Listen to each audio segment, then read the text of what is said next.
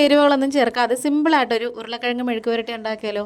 അതിന് വേണ്ടിയിട്ട് വലിയൊരു സവാള എടുത്തിട്ടുണ്ട്. അതുപോലെ തന്നെ മീഡിയം വലിപ്പത്തിലുള്ള 3 ഉരുളക്കിഴങ്ങ് എടുത്തിട്ടുണ്ട്.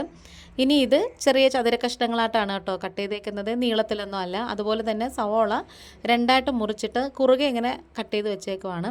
ഇനി നമുക്ക് ഇരുമ്പ് ചട്ടിയോ അല്ലെങ്കിൽ കടായിയോ വെച്ച് കൊടുക്കാം. അതിലേക്ക് വെള്ളമയമൊക്കെ വറ്റിയതിന് ശേഷം ചട്ടി നന്നായിട്ട് ചൂടായതിന് ശേഷം ഏകദേശം 1 ടേബിൾ സ്പൂണോളം വെളിച്ചെണ്ണ ഒഴിച്ചു കൊടുക്കാം. എണ്ണ നന്നായിട്ട് ചൂടായി വരുമ്പം നമുക്കിതിലേക്ക് ഒരു 1/2 ടീസ്പൂണ് കടുക് ഇട്ട് കൊടുക്കാം. 2 വറ്റൽമുളക് മുറിച്ചതും കുറച്ച് കറിവേപ്പില ഇട്ട് കൊടുത്തതിന് ശേഷം നമ്മൾ കട്ട് ചെയ്ത് വെച്ചിട്ടുള്ള ഉരുളക്കിഴങ്ങും സവാളയൊക്കെ ഇതിലേക്ക് ചേർത്ത് കൊടുക്കാമേ. അത് ഫുള്ള് ഇതിലേക്ക് അങ്ങ് ഇട്ട് കൊടുക്കണം. ഇപ്പം ഞാൻ തീ ഹൈ ഫ്ലെയിമിലാണ് വെച്ചേക്കുന്നത്. ഇതിലേക്ക് ആവശ്യത്തിനുള്ള ഉപ്പ് പൊടിയോ അല്ലെങ്കിൽ പരലുപ്പോ അല്ലെങ്കിൽ ഉപ്പ് വെള്ളം ഒഴിച്ചു കൊടുക്കാം. ഞാനിപ്പം ഉപ്പ് വെള്ളമാണ് ഒഴിച്ചു കൊടുത്തേക്കുന്നത്. ഇനി ഈ ഹൈ ഫ്ലെയിമിൽ ഇട്ടിട്ട് തന്നെ നന്നായിട്ട് ഇങ്ങനെ ഒന്ന് വഴറ്റി കൊടുക്കണം. ഇതൊന്ന് പുറം ഭാഗം പെട്ടെന്നൊന്ന് ക്രിസ്പി ആയി കിട്ടാൻ വേണ്ടിയിട്ടാണ് നമ്മളിങ്ങനെ ആദ്യമേ തന്നെ ഹൈ ഫ്ലെയിമിൽ വെക്കുന്നത്. പിന്നെ നമ്മൾ അത് കഴിഞ്ഞിട്ട് തീ ഇങ്ങനെ മീഡിയത്തിൽ തന്നെ വെച്ച് കൊടുക്കണം.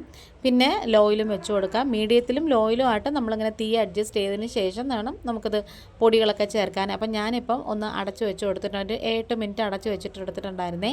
അതൊക്കെ കഴിഞ്ഞിട്ട് തുറന്ന് നോക്കിയിട്ടുണ്ട്. അപ്പം അടിഭാഗം ഇത് ചെറുതായിട്ടൊന്ന് ചുമന്ന് വരുന്നുണ്ട്. ആ ഉള്ളിയൊക്കെ തന്നെ ആ സവോളയൊക്കെ തന്നെ നന്നായിട്ട് ഇങ്ങനെ ഒന്ന് ചെറിയതായിട്ടൊരു ഗോൾഡൻ ബ്രൗൺ നിറമായി വരുവാണേ. ഇനി നമുക്കിത് പതുക്കെ പതുക്കെ ഒന്ന് മിക്സ് ചെയ്ത് യോജിപ്പിച്ചെടുക്കണം. തീ ഇങ്ങനെ ചെറിയ തീയിൽ വെച്ച് കൊടുക്കണേ. അതൊക്കെ കഴിഞ്ഞിട്ട് വേണം നമ്മൾ മീഡിയത്തിലാക്കി കൊടുക്കാൻ. ഇതുപോലെ ഒന്ന് നിരത്തി കൊടുക്കുകയാണെന്നുണ്ടെങ്കിൽ പെട്ടെന്ന് തന്നെ നന്നായിട്ട് ഇങ്ങനെ ഒരുപോലെ എല്ലാ സ്ഥലത്തും മൊരിഞ്ഞ് വരും.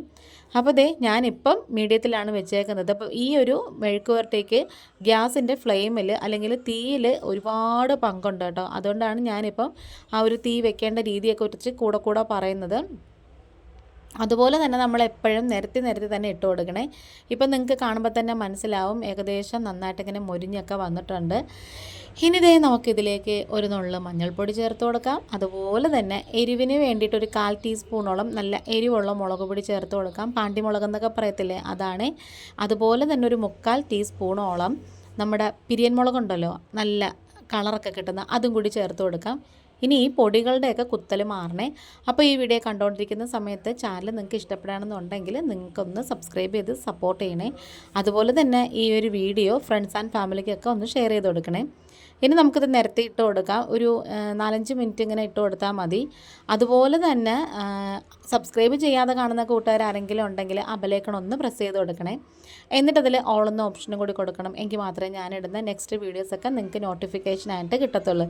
ഇപ്പോൾ അതേ ഒരുമാതിരി നന്നായിട്ട് മൊരിഞ്ഞ് വന്നിട്ടുണ്ട്. ആ ഇട്ടിട്ടുണ്ടായിരുന്ന എണ്ണയൊക്കെ അതിനകത്ത് പിടിച്ചിട്ടുണ്ട്.